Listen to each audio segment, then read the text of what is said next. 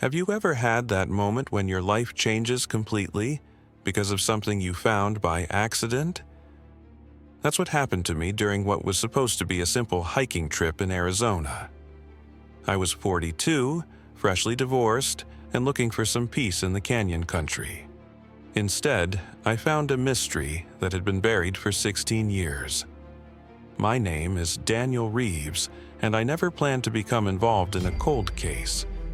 I never expected to find those names carved in stone in that hidden cave. Sister Margaret Sullivan and Sister Elizabeth Chen. July 8, 2009. Two nuns who vanished during what should have been a routine spiritual retreat. Two women whose disappearance had haunted their community for over a decade and a half. What I discovered in that cave was just the beginning. Those simple carved names would lead me down a path involving stolen artifacts, dangerous collectors, family betrayal, and a tragic end that no one could have predicted. The truth had been waiting all this time, hidden in the darkness, and somehow I was the one destined to bring it into the light. I'm about to take you on the journey that changed everything for me, from that first discovery to the final revelation that brought closure to so many. It's a story about how far some people will go to protect their secrets, and how others find the strength to face death with dignity and faith. Before I begin this incredible true story, if you want to hear more mysteries like this one, please hit that subscribe button right now. Trust me, what you're about to hear will stay with you long after this video ends, so make sure to leave a like and share your thoughts in the comments below. Your support helps me continue bringing these forgotten stories to light. Now, let me take you back to that summer day in 2025 when I squeezed through a narrow crevice and found those names that would change everything. I never planned to become entangled in a 16-year-old mystery. The summer of 2025 was supposed to be a simple hiking trip through Arizona's canyon country, a way to clear my head after finalizing my divorce. At 42, I was starting over, hoping the vast landscapes would help put things in perspective.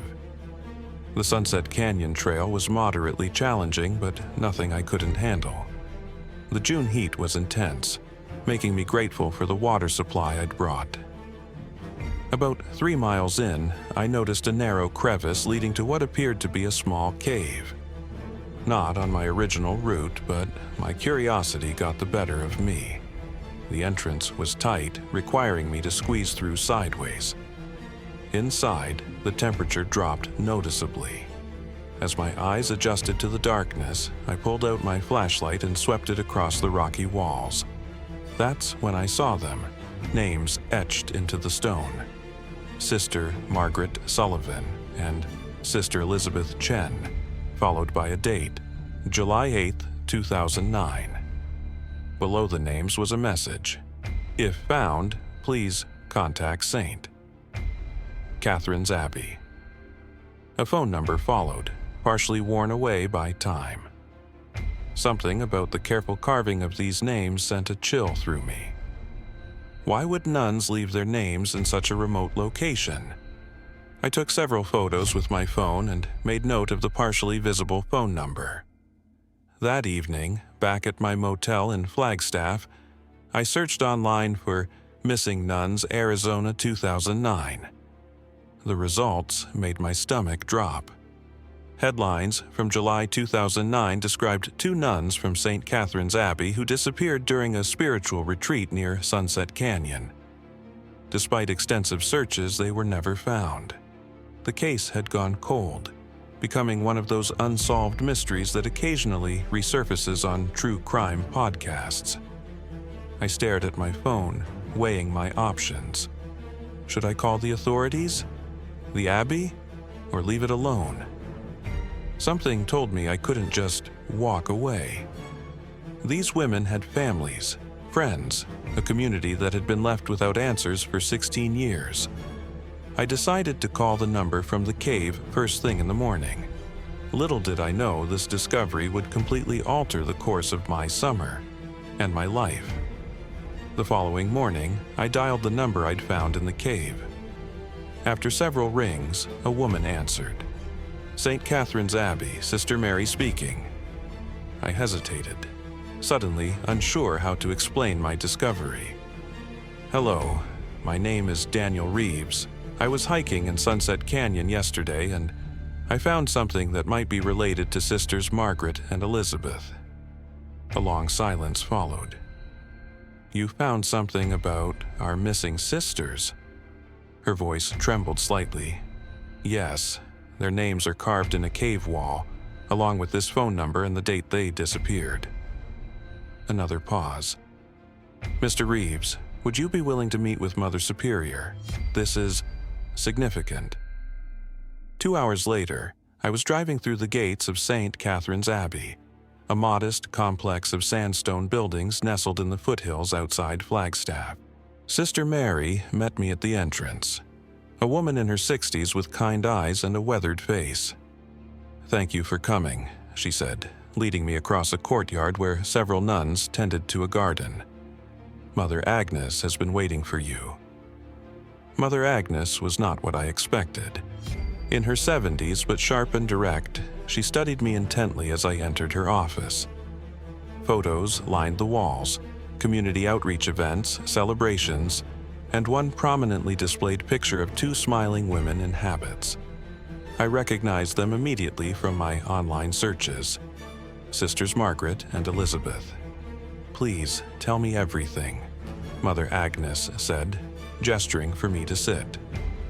I described my hike, finding the cave, and the names carved inside. I showed her the photos on my phone. Her hands shook slightly as she examined them. "We never stopped looking," she said quietly. "Every year, volunteers search that area. How did we miss this cave?" "It's easy to miss," I explained. "The entrance is obscured by brush and quite narrow." Mother Agnes closed her eyes briefly, composing herself. "Mr. Reeves, what you found is the first tangible clue in 16 years. The authorities need to see this." She explained that Sisters Margaret and Elizabeth had been on a 3-day spiritual retreat, something they did annually. When they failed to return, a search was launched. Their car was found at the trailhead, but despite weeks of searching, no trace of them was discovered. "They were experienced hikers," Mother Agnes said. Sister Margaret grew up in Colorado, and Sister Elizabeth had been a wilderness guide before joining our order. Their disappearance made no sense. As we talked, I felt increasingly drawn into their story. 2 women dedicated to their faith and community, vanishing without a trace. And now, 16 years later, I had stumbled upon what might be their last message. "I'll help in any way I can," I found myself saying. "I can show the authorities exactly where the cave is located." Mother Agnes nodded gratefully. "I'll contact Detective Rivera. He was the lead investigator back then. He never truly let this case go." Detective Carlos Rivera looked exactly like what you'd expect from someone who'd spent 30 years in law enforcement. Weathered, observant, with eyes that had seen too much. Now, semi-retired, he'd driven 2 hours from Phoenix when Mother Agnes called. 16 years, he muttered, studying the photos on my phone. 16 years and not a single solid lead until now. We sat in the Abbey's conference room, joined by Mother Agnes and a younger officer introduced as Detective Sanchez, who would be assisting with the reopened case. "Walk me through it again," Rivera said. "Everything you saw, everything you did." I recounted my experience in detail. Rivera listened intently, occasionally making notes in a small leather-bound notebook. "The date is significant," he finally said. "July 8th, 2009.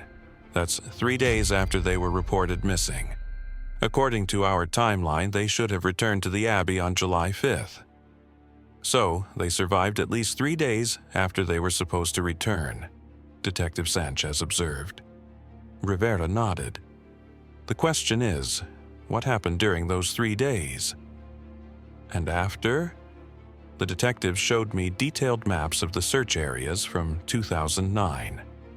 The cave I'd found was technically within the search grid, but as I'd mentioned to Mother Agnes, it was easily overlooked. We need to examine the cave, Rivera decided. Mr. Reeves, are you willing to guide us there tomorrow morning? I agreed without hesitation. My hiking trip had suddenly transformed into something much more significant.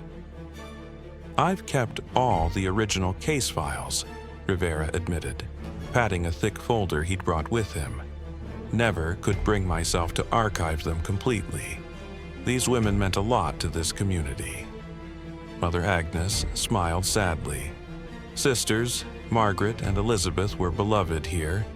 Sister Margaret ran our outreach programs for homeless youth, and Sister Elizabeth was a nurse who established our free clinic. Their loss left a hole in our hearts and our work. Rivera spread out several photographs on the table. Sisters Margaret and Elizabeth in various settings, community events at the Abbey, hiking in clothes similar to what I wore now. Sister Margaret was 42 when she disappeared, Rivera explained.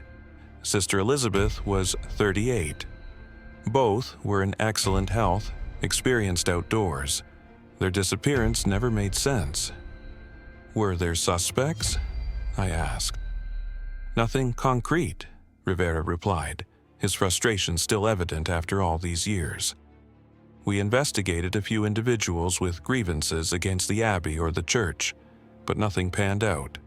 The working theory became that they'd had some kind of accident in the wilderness, a fall, exposure, wildlife encounter, but without bodies. He trailed off. Now we have something, Detective Sanchez said firmly. The first real clue. As the meeting concluded, I found myself wondering about these women. What had happened to drive them into that cave? Why leave their names? And most importantly, where were they now? The morning sun had barely crested the horizon when we assembled at the Sunset Canyon trailhead. Our group consisted of Rivera, Sanchez, 2 crime scene technicians, a park ranger named Martinez who knew the area well, and myself. Mother Agnes had wanted to join us, but Rivera gently suggested she wait at the Abbey. We don't know what we'll find, he'd told her. The hike was slower with our group. Rivera, despite being in his 60s, maintained a steady pace, occasionally stopping to survey the landscape. He carried himself with the demeanor of someone haunted by an unfinished task. I promised their families answers, he told me quietly as we hiked. Sister Margaret's brother still calls me every year on the anniversary of her disappearance. Sister Elizabeth was an only child, but her elderly parents never gave up hope. When we reached the area where I'd found the cave entrance, it took me several minutes to locate it again. The narrow opening was even less visible in the morning light. No wonder we missed it, Rivera muttered, examining the crevice. Search teams would have walked right past. The crime scene technicians went in first, carefully documenting everything. The rest of us followed once they gave the all clear. The cave was small, maybe 15 feet deep and 10 feet wide at its largest point. The names and message I'd found were on the back wall. They were here, Rivera said softly, touching the wall near the carving. After all this time, we know they were here. The technicians photographed and took samples, being careful not to disturb anything.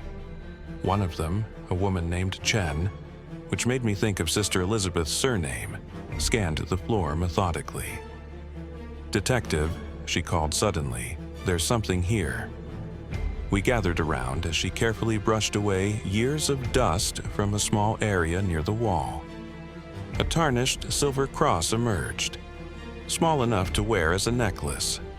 "That's a St. Catherine's medal," Rivera said immediately. "Part of the habit for nuns at the Abbey." Further examination of the cave revealed no additional clues. No remains, no personal effects beyond the metal. It was as if the sisters had simply carved their names and then vanished. Outside the cave, Ranger Martinez studied the surrounding terrain. "There are several possibilities from here," he said. "The main trail continues north, but there are also game trails leading east toward the river and west toward higher ground." "They wouldn't have just wandered off," Rivera insisted. "These women knew what they were doing." "Unless they were following someone," Sanchez suggested, "or running from someone." The implications hung in the air. After 16 years, we had confirmation that the sisters had been alive at least 3 days after going missing. They had found shelter in this cave, left their names as a breadcrumb, and then what? "We need to expand the search," Rivera decided. "Focus on a 5-mile radius from this cave. If they left here on foot, they couldn't have gone much further without supplies." As the team made plans, I found myself staring at the narrow cave entrance. What had Sisters Margaret and Elizabeth been thinking when they carved those names? Was it a call for help? A final testament? Or a clue meant to lead somewhere else? I couldn't shake the feeling that this discovery was just the beginning. Back at the Abbey that evening, we briefed Mother Agnes on our findings. The small silver cross had been carefully preserved as evidence, but photos of it brought tears to her eyes. "That belonged to Sister Elizabeth," she confirmed. "Each sister receives one upon taking her final vows." Mother Agnes led us to a small room off the main library. "This was Sister Margaret's office," she explained, unlocking the door. "We've kept it as it was." The room was simple: a desk, a bookshelf, a chair, and a small window overlooking the garden. 16 years of dust had been kept at bay by regular cleaning, but there was a stillness to the space that spoke of abandonment. "We've been through everything multiple times," Rivera said, "both here and in Sister Elizabeth's quarters." "I know," Mother Agnes replied. "But perhaps with this new information we might see something we missed before." I felt somewhat intrusive as they began carefully going through the desk drawers and bookshelves again. Not being an investigator, I wasn't sure what I could contribute, so I browsed the bookshelf, noting titles on theology, social work, and surprisingly, several on geology and cave formations of the American Southwest. Sister Margaret had a background in geology before joining the order, Mother Agnes explained, noticing my interest. She often incorporated nature into her spiritual practices. Something about this detail nagged at me. Did she specifically have an interest in caves? Mother Agnes considered this. She did organize several retreats to various national parks with cave systems. She found them spiritually significant, places of darkness where one could find inner light. I pulled out one of the geology books and began flipping through it. It was heavily annotated in neat handwriting, with particular attention to sections on the cave systems of Arizona. "Detective," I called, "you might want to see this." Several pages had been marked with small tabs. One section, describing a network of caves in the Sunset Canyon area, had been underlined with a note in the margin. "Potential site for July retreat?" Rivera studied the page. "This cave network isn't the small one we found today. According to this, there's a larger system nearby." Further examination of Sister Margaret's books revealed more annotations about this cave system, including rough maps and notes about access points. She was planning to visit these caves, Rivera concluded. Maybe that's where they were headed when they disappeared. As we continued searching, Detective Sanchez discovered something tucked behind the desk. A thin journal that had apparently fallen into the gap between the furniture and the wall. It wasn't immediately recognizable as important, which explained why it might have been missed in previous searches. The journal belonged to Sister Margaret, with entries dating back several years before her disappearance. Most were spiritual reflections or notes about her work, but as we carefully turned to the final entries, a different pattern emerged. The last dated entry was from July 1st, 2009, 4 days before the sisters were reported missing. Elizabeth has agreed to accompany me to the caves. I haven't told her everything yet, but I will when we're there. If I'm right about what I found during the last retreat, this could change everything. I pray for guidance. What I'm considering goes against my vows, but sometimes I wonder if a higher truth demands difficult choices. Rivera read the entry aloud, then looked up at us. What exactly did Sister Margaret find? And why keep it from Sister Elizabeth until they were at the caves? Mother Agnes appeared troubled. This doesn't sound like the Margaret I knew. She and Elizabeth were close friends. They shared everything. Except this, apparently, Sanchez observed. The journal provided no further explanation, but it confirmed that the sisters had intentionally sought out caves in the area, not simply used one for emergency shelter after getting lost. We need to locate this larger cave system, Rivera decided. First thing tomorrow, we'll consult with geological surveys and park services. As we left the Abbey that evening, I felt the mystery deepening rather than clearing. The sisters hadn't simply disappeared during a routine retreat. Sister Margaret had been drawn to those caves for a specific purpose, a purpose important enough to risk breaking her vows. What could possibly have led a devoted nun to contemplate such a decision? And was that decision somehow connected to why both women vanished without a trace? Sleep evaded me that night. I kept thinking about Sister Margaret's journal entry and the significance of the caves. By morning, I had an idea. I arrived at the ranger station earlier than our planned meeting, hoping to catch Ranger Martinez before the others. Fortunately, he was already there, reviewing topographical maps of the area. Those geology books in Sister Margaret's office, I began after greeting him. They were published between 2000 and 2005, right? Martinez nodded. Yes, fairly outdated by now. So, her information about the cave systems would have been based on surveys from that time or earlier. Most likely, he agreed, seeing where I was going. And our knowledge of the cave networks in this region has expanded significantly since then. Together, we compared the annotations from Sister Margaret's books with current geological surveys. The discrepancies were illuminating. The cave system she was referring to isn't just bigger than she thought, Martinez explained, pointing to the updated maps. It's actually part of a much larger network that wasn't fully mapped until 2012, 3 years after they disappeared. When Rivera and Sanchez arrived, we presented our findings. The small cave where the sisters had left their names was essentially an outlier, a minor branch of a much more extensive system that stretched for nearly 2 miles underground.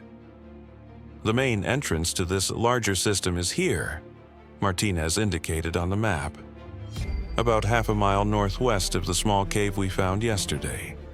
It's more accessible, which is why it's the one documented in newer surveys. But Sister Margaret wouldn't have known about that entrance, I pointed out. Based on her books, she would have been looking for access points mentioned in older surveys. Rivera studied the map intently. So, they might have entered the system through some other opening, left their names in that small chamber we found, and then continued exploring deeper into the network. Or they were trying to find their way out, Sanchez suggested. The implications were sobering. If the sisters had ventured deep into an incompletely mapped cave system, they could have become disoriented or trapped. The possibilities for what might have happened to them expanded dramatically, and none were particularly hopeful after 16 years. Our search party that day was larger, including several experienced cave explorers from the regional rescue team. The main entrance to the cave system was indeed much more accessible than the small opening I'd discovered. A broad archway, partially hidden by vegetation but large enough to walk through upright. Inside, the main passage descended gradually, branching into smaller tunnels at various points. The cave explorers moved methodically, marking our path and documenting everything. Several hours into the exploration, one of the team called out from a side passage. We gathered around as she pointed her light at the wall. Another marking, similar to the names in the smaller cave. An arrow carved into the stone, pointing deeper into the passage, with the initials MS beside it, Margaret Sullivan. "They were leaving a trail," Rivera said, his voice echoing slightly in the chamber. We followed the direction of the arrow, finding 2 more similar markings at junction points, each leading us deeper into the cave system. The path took us through increasingly narrow passages until we emerged into a larger chamber with a small underground pool of clear water. And there, on the wall beside the pool, was another carving. MS plus EC equals July 10th, 2009. They were alive at least 5 days after they should have returned, Sanchez noted, photographing the marking. One of the cave explorers examined the chamber carefully. "There are multiple exits from this room," she reported, "but only one shows signs of regular use." She pointed to a passage where the floor was slightly worn compared to the others.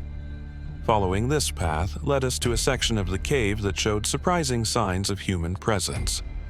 Old food wrappers dating back many years, the remnants of a makeshift campsite, and most significantly, a plastic container sealed with duct tape, tucked into a natural shelf in the rock wall.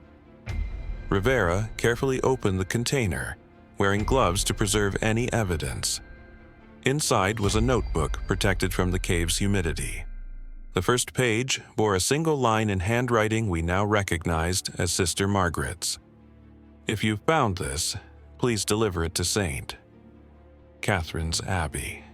May God forgive us for what we've done." The notebook was taken into evidence, and we returned to the surface in somber silence. Whatever we had expected to find, Sister Margaret's cryptic message suggested something far more complex than 2 nuns getting lost in a cave system. Back at the command post established near the trailhead, Rivera carefully examined the notebook while we waited anxiously. His expression grew increasingly troubled as he read. "This isn't just a record of their time in the cave," he finally said. "It's a confession. According to Sister Margaret's writings, she had discovered something during a previous solo retreat in the area, something valuable hidden in the cave system. The notebook didn't specify exactly what it was, but it was clear that it had created a profound moral dilemma for her.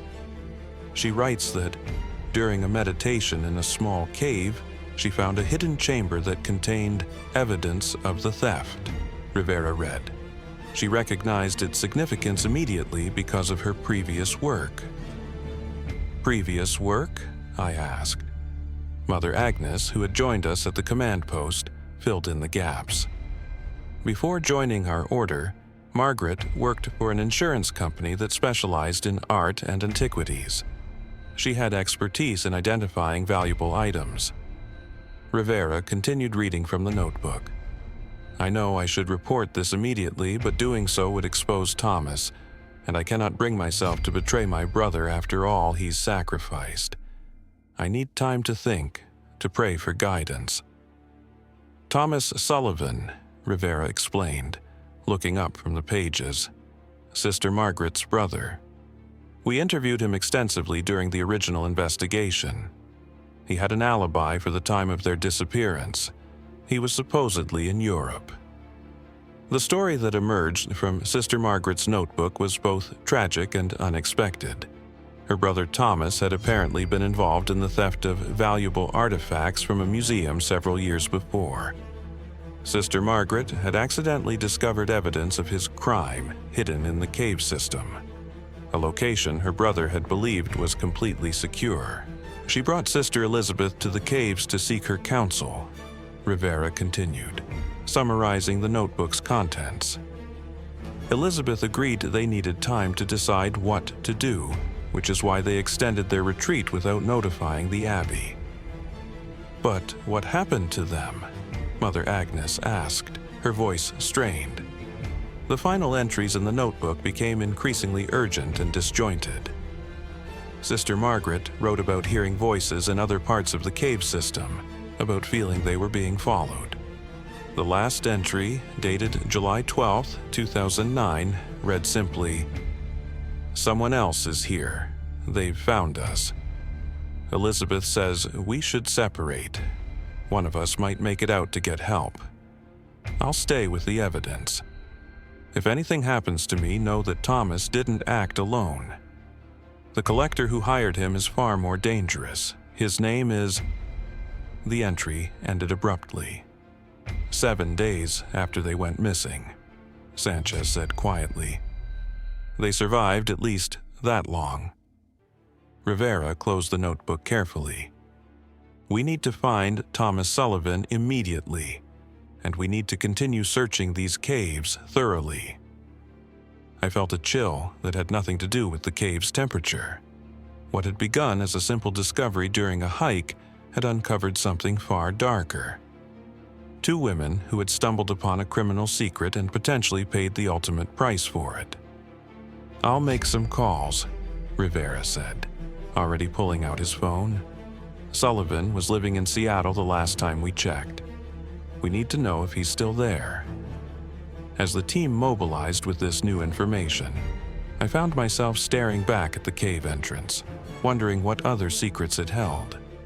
The sisters had left a trail of breadcrumbs, leading not just to their fate, but to the exposure of a crime that someone had gone to great lengths to keep hidden.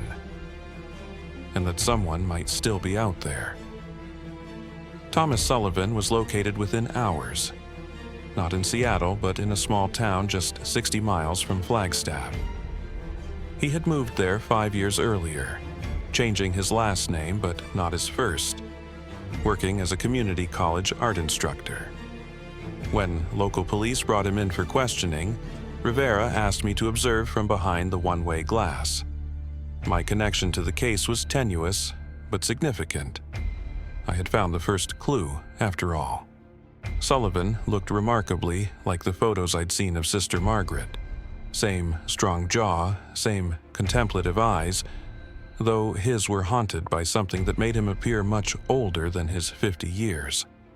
"We found your sister's notebook, Thomas," Rivera said after introductions. "We know about the theft, about what she discovered in the caves." Sullivan's composure cracked immediately. "Is she alive?" he asked, his voice breaking. "Did you find them?" "No," Rivera replied, "but we found evidence they were alive at least a week after disappearing. The notebook suggests they were discovered by someone else in the caves, someone dangerous." Sullivan put his head in his hands. "I never wanted her involved. I never even told her about what I'd done. She found it by accident." Over the next 2 hours, Thomas Sullivan provided a full confession. 8 years before the Nuns' disappearance, he had been involved in the theft of several prehistoric Native American artifacts from a museum in Denver. It had been a professional job, commissioned by a wealthy collector named Victor Reichmann. Reichmann was obsessed with ancestral Puebloan artifacts, Sullivan explained. He'd buy anything that came on the market, but the piece he wanted most was kept in a high-security display. He hired specialists. I was brought in for my expertise in museum security systems. The theft had been successful, but afterward, Sullivan had experienced a crisis of conscience. Instead of delivering all the artifacts to Reichmann, he had hidden the most significant piece, a ceremonial mask of immense cultural and monetary value, in a cave system he had explored in his youth with his sister. I told Reichmann the mask had been damaged during the theft, that it had been destroyed, Sullivan continued. He was furious, but he couldn't exactly report it. I thought it was over. But Victor Reichman wasn't a man who accepted loss easily. He had kept Sullivan under intermittent surveillance for years, convinced he had been deceived. When Margaret found the mask, she recognized it from the news reports about the theft, Sullivan said. She confronted me by phone. I was in Berlin for a conference. That's why you couldn't connect me to her disappearance. I begged her to leave it alone, told her Reichman was dangerous.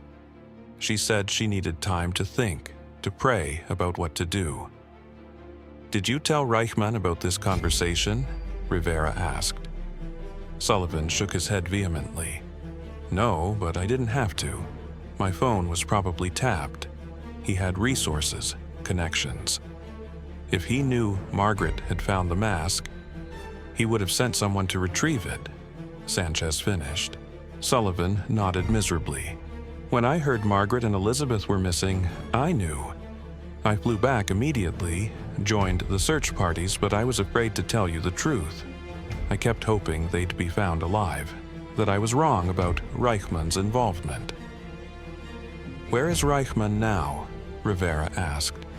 Dead, Sullivan replied. Heart attack 3 years ago. But his collection was inherited by his son, Adrian. And Adrian is even more obsessed with his father's legacy than Victor was with the artifacts themselves. With this new information, the investigation shifted dramatically. Rivera immediately requested records on both Victor and Adrian Reichman, while Sanchez coordinated with the FBI, given the interstate nature of the original theft. Sullivan agreed to lead us to the exact location where he had hidden the mask, deep within a section of the cave system we hadn't yet explored. It was our best chance of finding additional evidence and possibly determining what had happened to sisters Margaret and Elizabeth. As we prepared for another expedition into the caves, I found myself reflecting on the strange twists this case had taken. What had begun as a simple carved message had unraveled into a story of theft, moral conflict, and almost certainly violence. 2 women dedicated to a life of peace and service had been caught in a web of greed and criminal obsession. And somewhere in those dark, winding passages might lie the answers to what had happened during those final days of July 2009. The team that entered the cave system the following day was smaller but more specialized. Rivera, Sanchez, Thomas Sullivan, 2 FBI agents, a forensic anthropologist, and myself. Sullivan led us confidently through passages I hadn't seen before, moving deeper into the system than our previous exploration. Margaret and I came here often as teenagers, he explained as we walked. Our parents had a summer cabin nearby. We mapped most of these tunnels ourselves. It was our secret world. After nearly an hour of navigating increasingly narrow passages, Sullivan stopped at what appeared to be a dead end. "It's through here," he said, pointing to a crevice barely visible in the rock face. "You have to turn sideways to get through." One by one, we squeezed through the tight opening, emerging into a small chamber that opened up enough for us to stand. Sullivan directed his flashlight to a natural shelf about 6 feet up the wall. "That's where I hid it," he said, inside a waterproof case. One of the FBI agents carefully checked the shelf, but found nothing. "It's empty," he reported. Sullivan looked genuinely surprised. "It was here, I swear it was right here." Rivera studied the area carefully. Someone removed it. The question is, did Margaret take it, or did someone else find it after she discovered it? Further inspection of the chamber revealed subtle signs of disturbance. Scuff marks on the floor, a small piece of fabric caught on a rock projection that might have come from a habit. But most tellingly, there was another carving on the far wall, partially obscured by mineral deposits that had formed over the years. "We have taken it to the sunlight chamber. God forgive us." Margaret's handwriting, Sullivan confirmed, his voice hollow. "The sunlight chamber?" Sanchez asked. Sullivan nodded slowly. "It's what we call the largest room in this system. There's a natural skylight, a hole in the ceiling where sunlight comes through at certain times of day. It's not easy to get to." As Sullivan led us toward this new location, the passage began to show more definite signs of recent human presence. Not just from 16 years ago, but much more recent. A candy wrapper that couldn't be more than a few months old. Fresh scuff marks on a narrow ledge. "Someone else has been here," Rivera said quietly. "Recently." The sunlight chamber was impressive. A cavern perhaps 40 feet across with a natural opening in the ceiling some 30 feet up, through which a column of light penetrated the darkness. The floor was relatively flat, with several large boulders scattered around the perimeter. It was behind one of these boulders that we made the discovery we had been both hoping for and dreading: human remains. 2 sets, side by side, in the recessed space behind the largest boulder. After 16 years, there wasn't much left beyond bones, fragments of fabric from their habits, and a few personal effects, including 2 St. Catherine's medals on delicate chains. The forensic anthropologist confirmed what we already knew. The remains almost certainly belonged to Sisters Margaret and Elizabeth. Their positioning suggested they had died where they lay, perhaps hiding. There were no immediate signs of violence, but a more thorough examination would be needed. While the anthropologist began the painstaking process of documenting the scene, Sanchez discovered something else.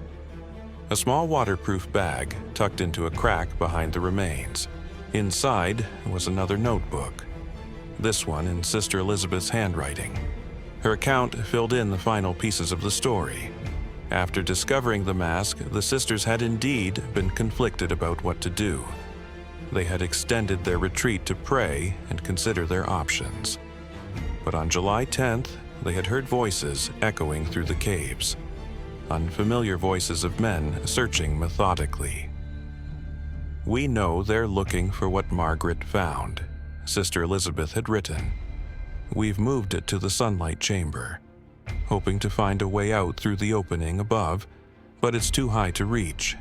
The men are getting closer. Margaret says they must be Reichmann's people. We've barricaded ourselves behind the boulder. Margaret is praying. I am writing this in case we don't survive. Let the truth be known." The final entry, dated July 13th, 2009, was brief and heartbreaking. "They found us yesterday. They have the mask now. They've sealed the main entrance with explosives and left us here. We have little water left. Margaret is very weak. I don't think help will come in time. We place our souls in God's hands." A solemn silence fell over the chamber as Rivera finished reading the entry aloud. After 16 years, we finally knew what had happened to Sisters Margaret and Elizabeth. They hadn't been killed directly, but left to die slowly in the darkness. Their fate sealed by men who valued a stolen artifact above human life.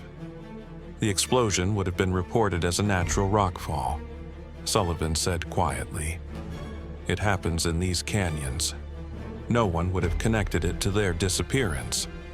And with the main entrance blocked, search parties would never have found this chamber," Sanchez added.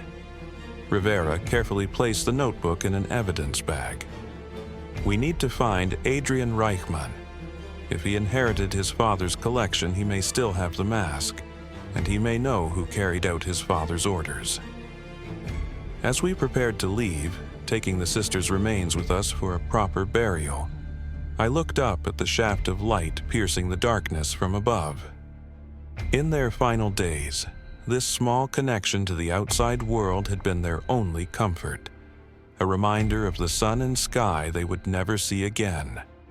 Their story would finally be told, their families given answers, and hopefully, those responsible would face justice. But nothing could erase the cruelty of their end, trapped in darkness, because they had stumbled upon a secret that powerful men wanted kept. The identification of Sisters Margaret and Elizabeth's remains was officially confirmed 3 days later through dental records.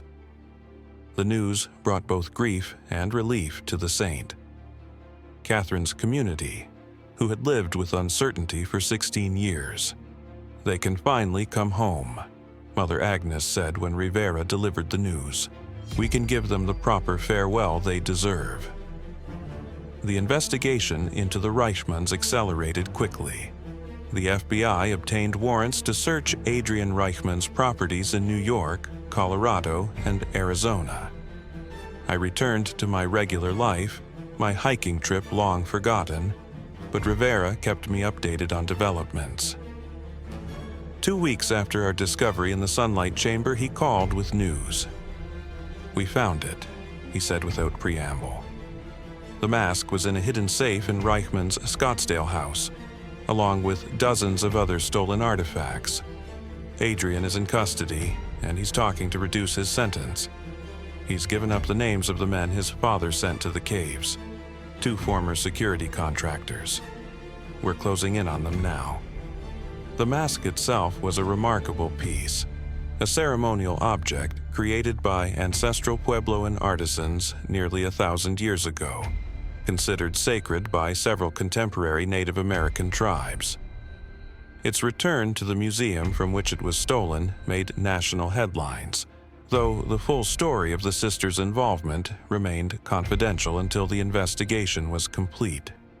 1 month after our discovery, both of Victor Reichmann's former contractors were apprehended, one in Mexico, the other in Nevada. Their confessions matched the account in Sister Elizabeth's notebook. They had been sent to recover the mask at any cost, and when they found the sisters, they took the artifact and deliberately collapsed the main entrance, knowing it would leave the women trapped with no chance of rescue. They said Victor Reichmann gave explicit orders. Rivera told me over coffee in a Flagstaff diner. No witnesses. He couldn't risk being connected to the theft. The sisters were just collateral damage to him. The funeral for Sisters Margaret and Elizabeth was held at St. Catherine's Abbey on a bright September morning. Hundreds attended, including family members who had waited 16 years for this moment of closure. Thomas Sullivan was permitted to attend under police supervision. He would face charges for his role in the original theft, but his cooperation in solving his sister's disappearance had earned him some consideration. I stood at the back of the gathering, still processing my unexpected role in this long-dormant mystery. Mother Agnes found me there after the service. "You were meant to find that cave," she said simply. "After all these years, all those searches, you were the one who noticed what everyone else missed." "I just got curious about a crevice in the rock," I replied. "Anyone could have found it." "But they didn't," she countered. "You did. And because of that, Margaret and Elizabeth have come home, and those responsible will face justice." In the weeks that followed, I found myself drawn back to the Abbey regularly, helping to organize Sister Margaret's research on the cave systems for donation to a local university. In her papers, I discovered something I hadn't expected: detailed maps of caves throughout the Southwest, documenting chambers and passages that held spiritual significance for her. She believed caves were thresholds between worlds, Mother Agnes explained as we sorted through the materials. Places where one could encounter profound truths about oneself and one's purpose. I thought about the sisters' final days in that sunlight chamber, trapped, knowing help wouldn't come, yet facing their fate with prayer and dignity. They had encountered a profound truth, indeed, though not the one Sister Margaret had sought. The legal proceedings against Adrian Reichmann and the contractors stretched on for months. Thomas Sullivan received a reduced sentence in exchange for his testimony about the original theft and his continued cooperation. The mask was formally repatriated to tribal representatives in a ceremony that honored its sacred significance. As winter settled over Arizona, I made one final visit to Sunset Canyon. The main entrance to the cave system had been properly excavated and secured, no longer sealed by the rockfall engineered 16 years earlier. Standing at the entrance, I thought about the strange journey that had brought me here. A divorced man on a solitary hike who stumbled into a 16-year-old mystery. I had come to Arizona seeking perspective after the end of my marriage. I'd found something else entirely. A reminder that even in darkness, people leave marks that endure. Names carved in stone, truths written in notebooks, choices that echo long after they're made. Sister Elizabeth's final entry had stayed with me. We place our souls in God's hands. In the face of abandonment and certain death, her thoughts had turned not to anger or despair, but to faith. I didn't share the sisters' religious convictions, but I recognized the strength it had given them in their final hours. They had died in darkness, but not without light.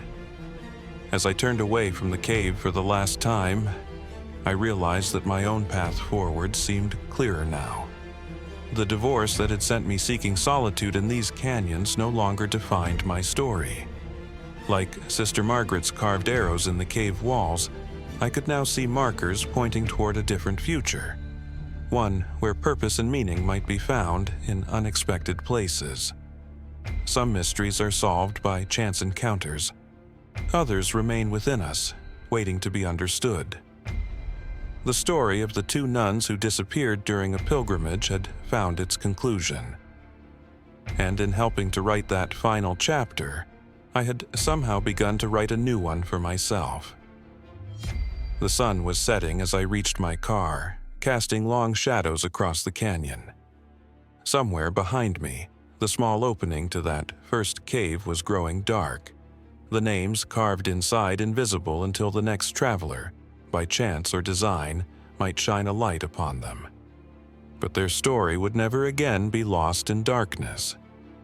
And neither, I decided, would mine. The end.